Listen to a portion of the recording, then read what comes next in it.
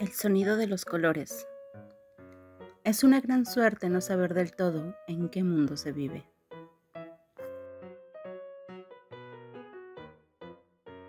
El año en el que el ángel se despidió de mí en la boca del metro, poco a poco yo había ido perdiendo la vista. Una mañana de otoño, el día en que cumplía 15 años, mientras fuera lloviznaba y después de haberle dado de comer al gato, a las 6:05 me encaminé hacia el metro.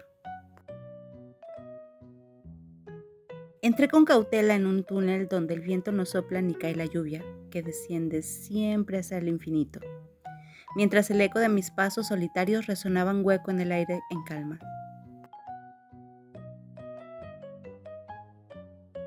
Estoy acostumbrada a hablar sola, a imaginarme que ando sola por la ciudad, vagando sin rumbo. Empecé a practicar partiendo de una estación pequeña y anónima y pasando a otra estación pequeña y anónima. Si todas las líneas del metro se enlazaran formando un mundo, ¿acaso podría llevarme a donde yo quisiera?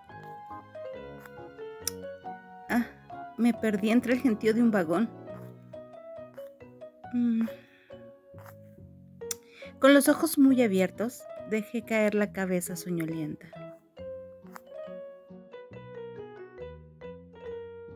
Pensé en unas elefantas de circo avanzando torpemente en fila india, y su pesado andar me fue sosegando.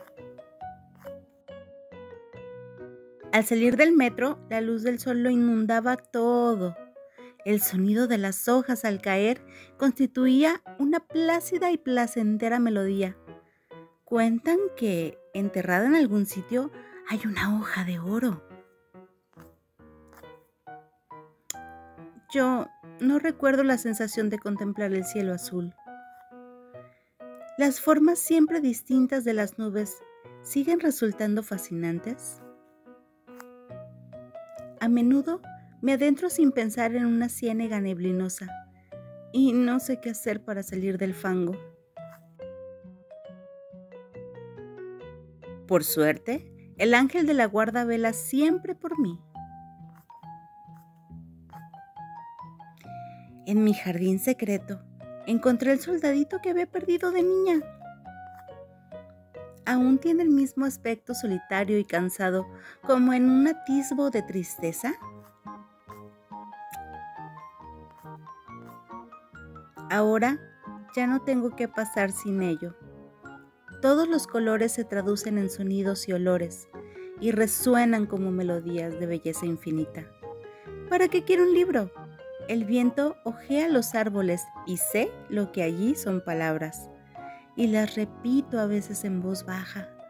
Y la muerte, que arranca ojos como si fueran flores, no encuentra ya los míos.